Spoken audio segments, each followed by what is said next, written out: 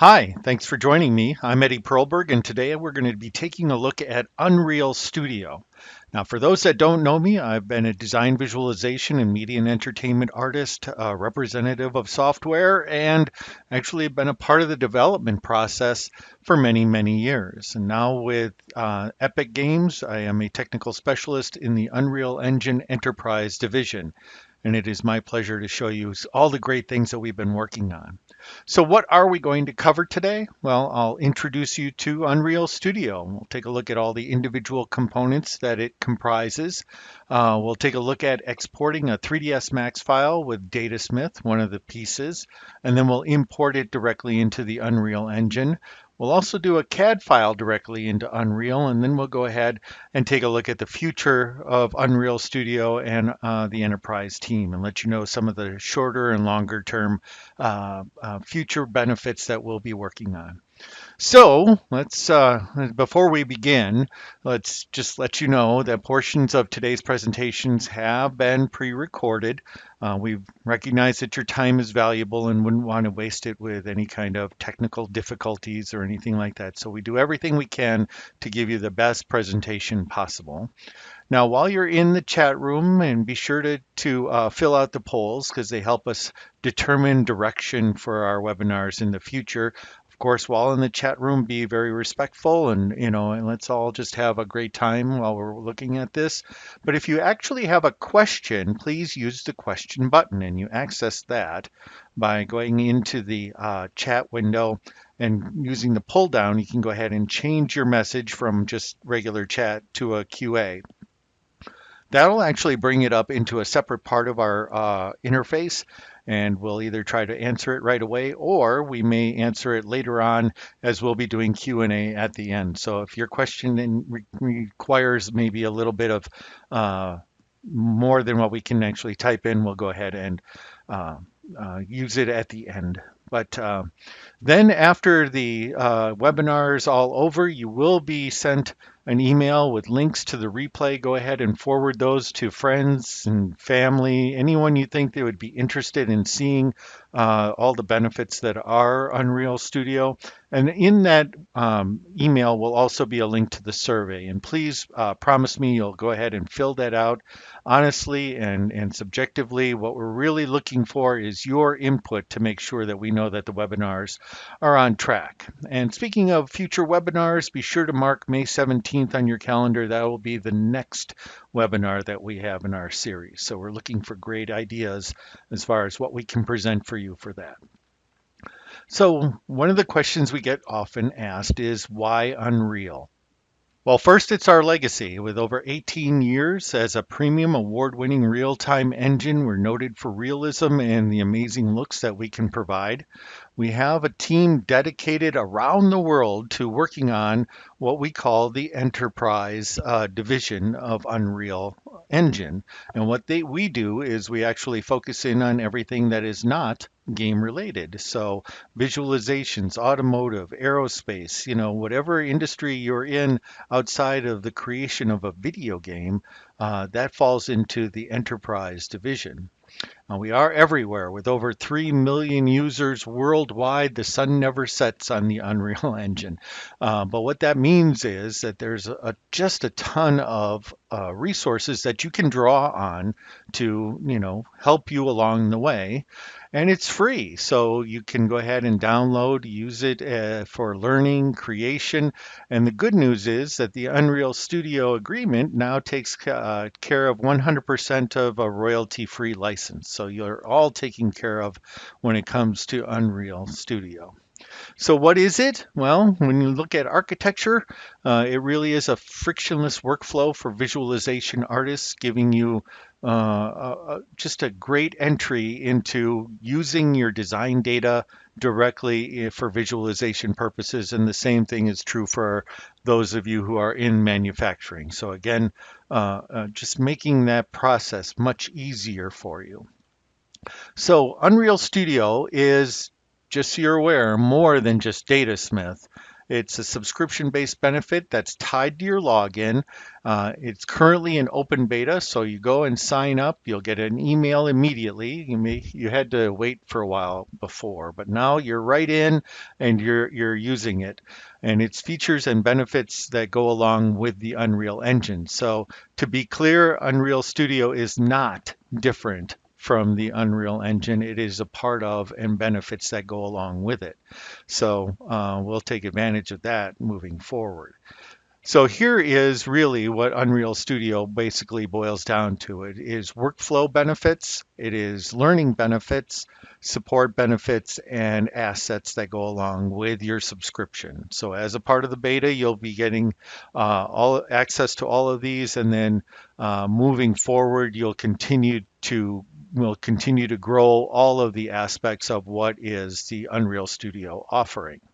So you go ahead and sign up for it at unrealengine.com/studio. So that's right here.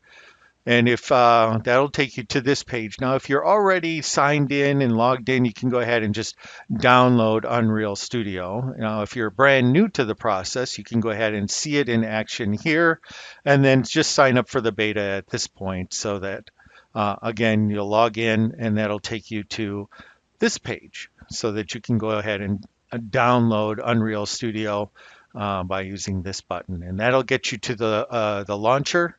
And then inside the launcher, you go ahead and download or install the engine. We'll take a look at that in just a second. For those of you who are using 3ds Max, you go ahead and get your exporter plugin here. So currently 3ds Max is the software that has a direct exporter that we're going to take a look at in just a minute. But that's the install page. And then once you've gone ahead and installed, this is a version of the launcher. And you can see that I am currently at this screen grab installing the software. So it's at about 33%. You'll see that I have access to or notification of that my Unreal Studio beta is active. So that gives me all of the tools that are in here. So as the engine installs, it continues to install, and once it's done, it will also go ahead and install the DataSmith plugins for it. So you can check that out by clicking on here, and you can see that after the install, it's now a part of my installation process. And before I went any further, I made sure that I also installed the Substance plugin, and you'll see why that's important in just a little bit. But you can see that directly inside of the launcher, you can have access to getting the 3ds Max exporter. So if you didn't get it on the first page or you need it later on, don't worry, you can always get it here. And you can always access the learning, documentation, and support that we talked about directly from the launcher as well. So the launcher will be your home base for everything Unreal Studio. So let's go ahead and take a look at using the different components, and we'll start with the workflow. And what we're going to do today is I have a couple of different scenarios. One is architectural, and one would be manufacturing. And we're going to take a quick look at how we use Unreal Studio to make those processes much easier. We'll start with the architectural process. And what I did was I gave myself 2 days for each of those scenarios, the architectural and manufacturing. I said, what can I accomplish in 2 days to make something very compelling? And so we'll start with the architectural workflow. And that actually starts in 3ds Max. So I'll see you there in just a sec. So here we are in Autodesk 3ds Max 2018. Currently, DataSmith is supported for 3ds Max 2016, 2017, and 2018. Thanks to our friends at TurboSquid for providing us with the model that you see here, this city loft. Now, this particular asset is set up to be utilizing V-Ray rendering. And V-Ray is the most used rendering technology in 3ds Max. So you can see that currently we have lots of V-Ray components like cameras, lights. We also are utilizing IES lights here in the scene. All of the objects that you're seeing are painted with V-Ray materials. This one is really V-Rayed up. So one of the things that makes DataSmith so compelling is that it doesn't require you to change your workflow. If you've gone ahead and created this for what would be imagery, to render out, well, then you can take that same data and use it in the Unreal Engine for creating an interactive asset as well. So how do we do that? Well, the process is very straightforward and simple. Simply coming to the export option, we'll go ahead and call this webinar. So webinar. And rather than the traditional, what would you call file formats that you've used in the past, here you can see because we installed the DataSmith exporter for 3ds Max, we can go ahead and take advantage of that. So we'll go ahead and save that. We're going to grab all the visible objects. The other option would be to make a selection and save those out. But you can see that the dialog box for this is very straightforward. So while that's going out and saving, let's go ahead and back to our presentation and talk about more of what is Unreal Studio. So while that's cooking in the background, and it'll only take a minute or two, but I thought I would take this opportunity to really introduce you to what the DataSmith can do for you. Beyond 3ds Max, it really does allow you to take data from your design environments, whether they're Rhino, SolidWorks, Inventor. Over 20 CAD formats are now being able to read through DataSmith and bring that data into the Unreal Engine. So we'll take a look at some of the other file formats in just a little bit, but what it really gives you is this high fidelity translation, not only of the geometry, because we had a lot of that before, but it also includes now the materials, the lights, cameras, metadata, scene structure, all of that stays the same. So you'll feel very comfortable in the Unreal Engine with your assets. It allows you to use proven techniques to optimize, organize, fill holes, find the small parts that really clog up or give you a big file. You can grab all those, and all of that is repeatable so that you don't have to start over each and every time. Another benefit to the DataSmith portion of your Unreal Studio subscription is the fact that you can go ahead and re-import any changes that happen to the design data. So we'll take a look at doing that in just a little bit. If you were to ask anybody what DataSmith really does for the process, many people are just calling it simply magic. So we'll see how that works in just a little bit. I can see that our file is done in the background. It was actually done quite a while ago, but let's take a look at using it now inside of the Unreal Engine. So here we are back in the Epic launcher. We'll go ahead and launch Unreal Engine. And from there, we're going to go ahead and open up a project, a new one, and import our DataSmith file that we just saved out of 3ds Max. So from this interface, we could go ahead and open up some projects that already exist on this machine. But instead, I'm going to come over here to New Projects and utilize the Unreal Studio tab to access either a blank template, which has really nothing more than the sun and sky, really nothing beyond that. But instead, I'm going to utilize the product viewer. And the product viewer is set up to be more specific in creating visualizations utilizing design data. So we'll just call this the webinar 01. That'll be the project. This is where it's saving it. And then we'll go ahead and just simply hit create.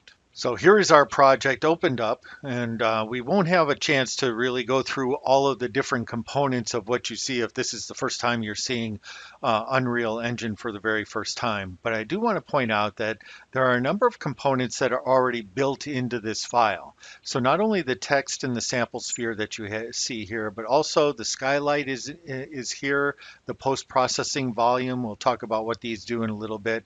And so on. So this blue arrow that you saw in front of us there, that's where when we hit the play option, that's where our game is going to start, and the arrow points at what we're looking at. So we'll take advantage of that in just a little bit. But right now what we need is our model in here. So I'm going to simply go to our import DataSmith option and go over to where we saved that particular file. You might remember here in the export folder, here is webinar. and I'll go ahead and hit open. Here it asks me where I'd like to save the geometry, materials, and so on. I have a folder already in my template called Import Your Model Here or Product Viewer Logic. Well, something tells me that this is the place to put it. Now, the only real options that we have here are geometry, materials, lights, and cameras. And then if we pull this down, the ability to change the resolutions of our light mass. And those are all covered in classes that are available to you in the learning section. So we won't go through what a light mass is today, but that sounds like maybe something we could do in a future webinar.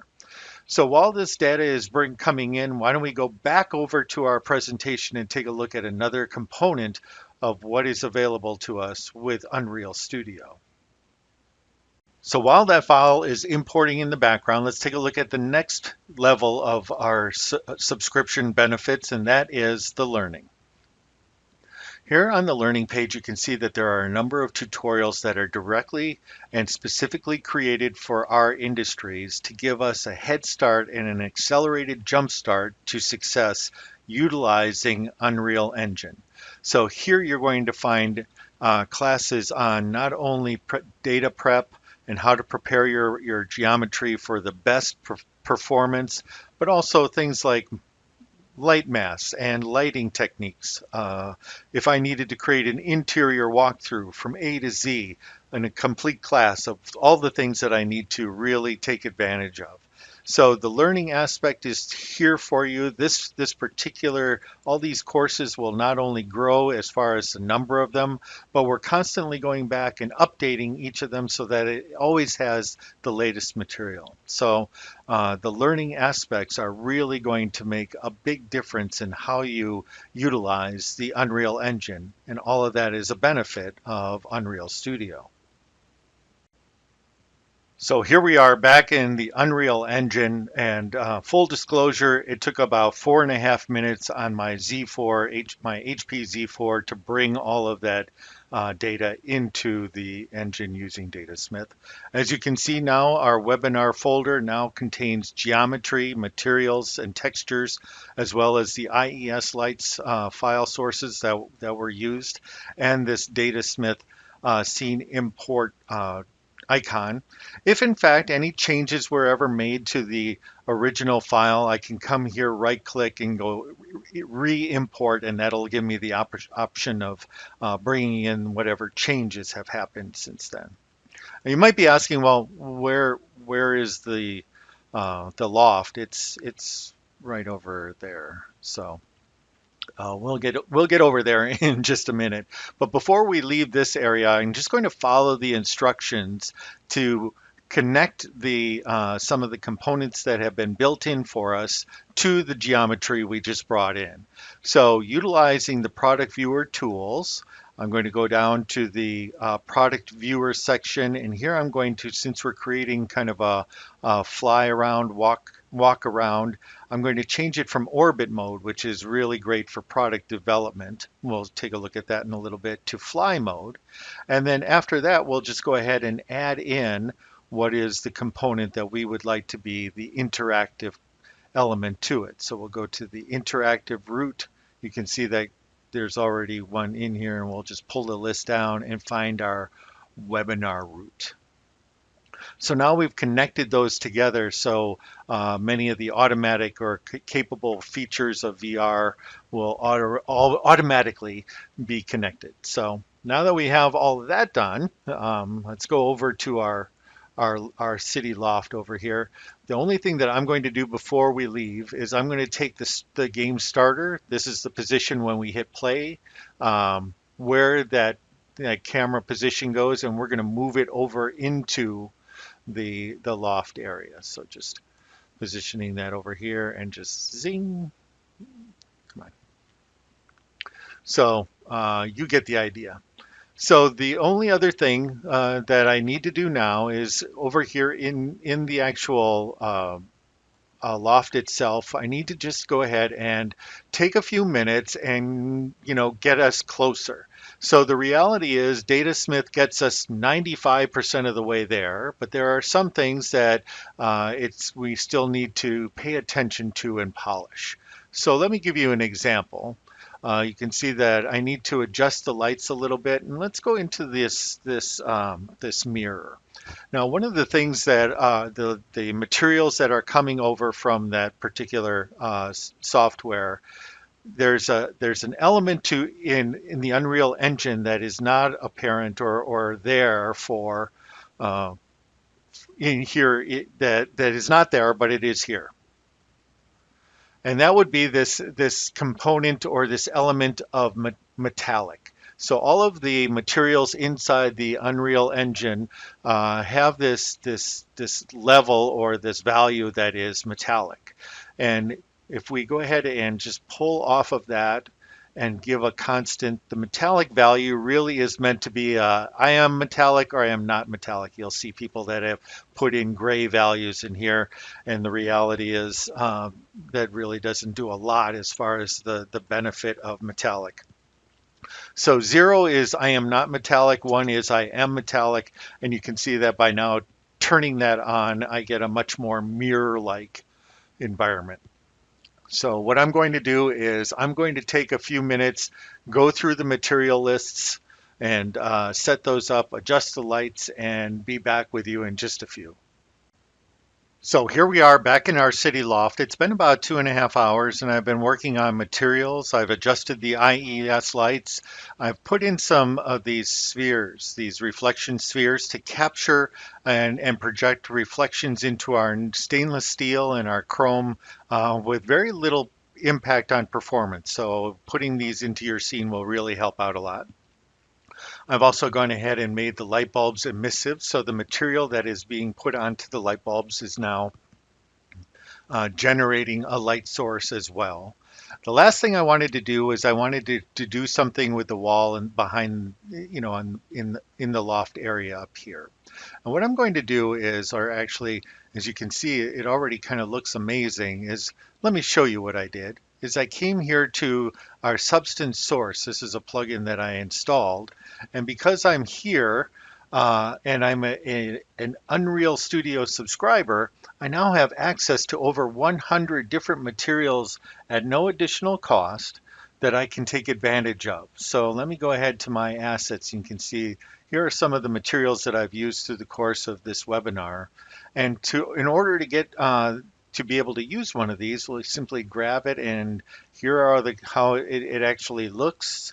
Here are the components that it's made up of, and then we go ahead and simply download. And what it'll do is it'll put all of those elements directly into our materials folder, and so that if I wanted to utilize that, I simply drag and drop that right here onto the wall.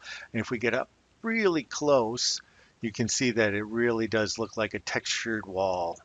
So just amazing as far as all the things you can do with the substance materials. So now that we've gone ahead and done all that, let's back up just a little bit. What do you say we play? So I'm going to go ahead and hit the play button here. That takes us to the start, and now we can start to move around our space.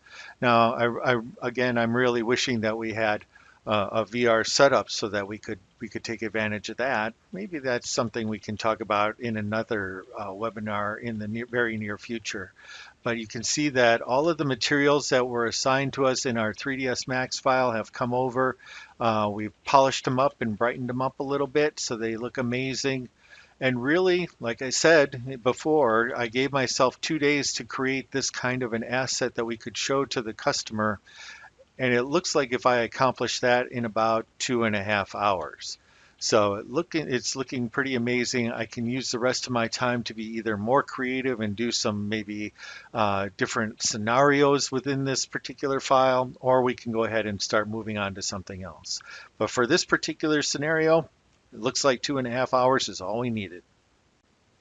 Before we go on to our next scenario, let's go ahead and talk about one of the other features and benefits of Unreal Studio, and that is the aspect of support. Now, very often support is dismissed as something that is a nice to have, but I don't really need it. Well, here when it comes to support inside of Unreal Studio, you're really getting a lot of support. Not only are we giving you access to specific knowledge bases, but we're also giving you access to the Unreal Studio discussion boards and ticketing so that you can either find your searches quickly or you can go ahead and have discussions, and these are moderated by the support team, so you'll always get a very clear answer to what you need. And if it goes beyond that, you can go ahead and submit a ticket so that your answer is always there for you. So here is the support page. You can see you can access the different components here. And then if you go to the create a case page, it allows you to fill out the information you need so that you can get the answers that you're looking for. So it is quite extensive, a lot of articles to look at, and then of course the ability to always submit a question as you need it.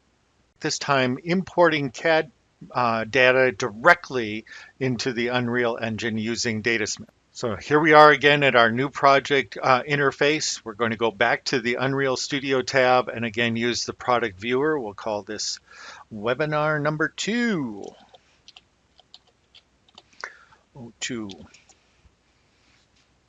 And create.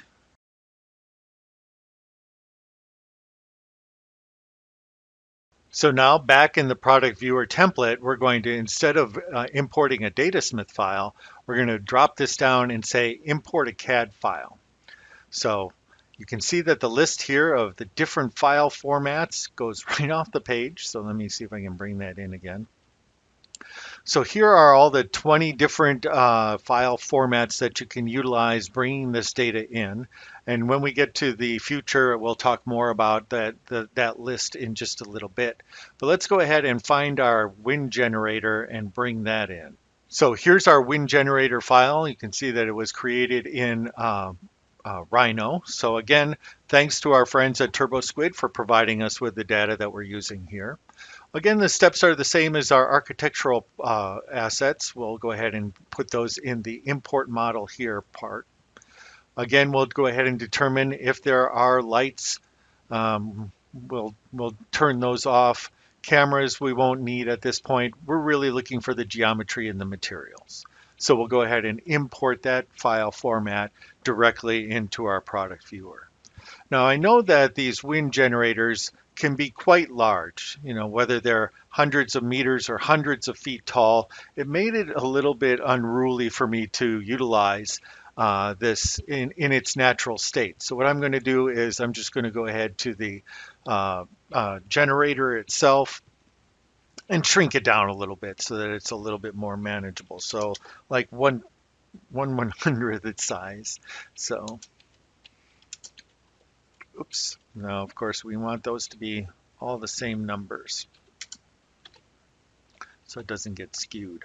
So that makes it considerably, if we take and delete our little asset here, that makes it considerably much easier to use. And maybe that's a little small, but you get the idea that I can go ahead and make adjustments to this. And if anything were to change in the design of this, again, I can right click and re-import that directly in. So what are we going to do with our wind generator? Well, let's for this particular scenario, there are 2 assets that we would like to do. We'd like to show the clients, the city that's actually purchasing these, how they're going to look in a wind farm. And then secondly, we'd like to do a design review. So I'm going to go ahead again and use the product viewer tools. This time we're going to use orbit mode so that as we pick objects, we'll be able to orbit around them. And we're going to go ahead and again add that our asset, our wind generator to the tool. So now all of those elements will have, as we pick on objects, they will have the different components accessible to orbit around. So having done that, let's go ahead and move the design forward just a little bit. So now what you're seeing are 3 different versions of that same wind generator. And what I've done in this particular view is I've gone ahead and put them into motion. So you'll see that when we hit the play button, they now move. And just like what I was really looking to do is create 3 different versions of that so that they looked very similar to an actual wind farm, how different generators are moving at different speeds. So how did I do that? Well, I actually used a programming language inside of Unreal Engine called Blueprints. And so let me show you a blueprint. So what I did for this particular event, during the play of the game or our real-time event, every time there's a moment, so they call it a tick or a frame, what I'd like to do is have the blades, so I imported the blades, rotate. So I grabbed a rotate, and you can see that for every frame or every tick of moment, it's going to rotate a half a degree.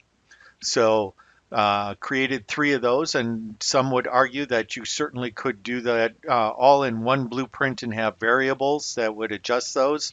That would be great, but what I wanted for this particular scenario was the ability to adjust individually as I built the farm so that it would look very natural. So I didn't want a lot of them all similar in the same space.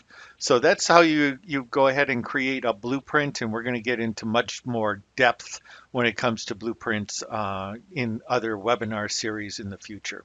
So here's our blueprints. Then I created a level that would be the actual wind farm. So no, we won't save that. So here you can see that I've gone ahead and placed or spaced out a number of different wind generators. I've deleted in this particular level the fog so that we could see the sky in the background. I've placed a light mass importance volume in here so that it again focuses all the calculations of our lighting in that box so that we're not, if you look over there, there's lots and lots of stuff to calculate, but that doesn't matter. So we just wanted it to be in this box. So now if we go ahead and hit play, you'll see that again, some are moving quickly, some are moving very slowly. So this is the exact look that I wanted to generate. Now we just need to make it look a little bit more natural. So what we did here is we went over to the terrain option and laid out a terrain. So we have to stop the game in order to play with our terrains. Again, that's the start arrow, so that's expected. So what I did was, you'll see that in the terrain tool, I can go ahead and start sculpting. So this is far too strong. Let's go ahead and drop that down to like 0.1. And so by just simply scrubbing on our hills, you can see that we're building up those in the background. Cool. So that's looking more and more natural. The last thing I want to do is start to add what would be more of a natural look to it so that it doesn't have this shiny reflective floor on it. So let's go back to our substance source and see if there's anything that would really fit this scenario. It's been a little while, so I'm going to have to log back in again. And here you can see if we go back to our Unreal Studio assets, there are a number of different natural looks that we can access. So here are some grasses coming in just a moment, metallics, woods. So here is a pattern grass. This is something that would look like the outfield in a soccer field or a baseball stadium. Here's a countryside. And there are, again, over 100. But what we're going to utilize is this countryside. And so again, downloading it to our materials library and applying it to our terrain. So click on our terrain and simply slide it over and apply. So it'll take just a moment to compile that in the background. But then the next thing we're going to need is let's put some foliage on there to kind of break that up a little bit.